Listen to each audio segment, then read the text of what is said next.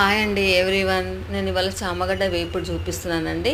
First చామగడ్డ కడుక్కొని కుక్కర్లో వేసి కొద్దిగా అంత సాల్ట్ వేయండి. వేసి ఉడకబెట్టండి. ఒక 2 విజిల్స్ ఆ 3 విజిల్స్ ఉడికినాక చూడండి ఉడికిపోయింది. అది ఉడికినాక జబ్బలకు తీసుకొని గిన్నెలకు తీసుకొని మంచిగా పొట్టు తీసేయండి. దాన్ని చూడండి మంచిగా ఉడికింది. మంచిగా పొట్టు తీసేసి చిన్న చిన్నగా మన ముక్కలు కట్ చేసుకొని పక్కకు పెట్టుకోండి. మళ్ళీ పక్కకు పెట్టుకోండి. మంచిగా చామగడ్డ టేస్ట్ బాగుంటుందండి. ఇలా ఒకసారి ట్రై చేయండి. ప్యాన్ పెట్టుకొని నేను ఆ ప్యాన్లో ఇంతకుముందే నేను తాలింపు వేసానండి. అందుకని అక్కడ జీలకర్ర అవి కనిపిస్తున్నాయి. నేను చట్నీ చేశాను. మళ్ళీ అదే ప్యాన్లో నేను తాలింపు పెడుతున్నాను. ఆయిల్ వేసేసుకొని ప్యాన్ పెట్టుకొని ఆయిల్ వేసుకొని జీలకర్ర ఆవాలు వేసేసి ఉల్లిగడ్డ వేసి అల్లం వెల్లిపాయ పేస్ట్ పచ్చిమిర్చి కొత్తిమీర కలిమాకు వేసి చామగడ్డలు కొంచెం చితికిపోకుండా కొద్దిగా ఒక టీ స్పూన్ అంత శనగపిండి కలపండి.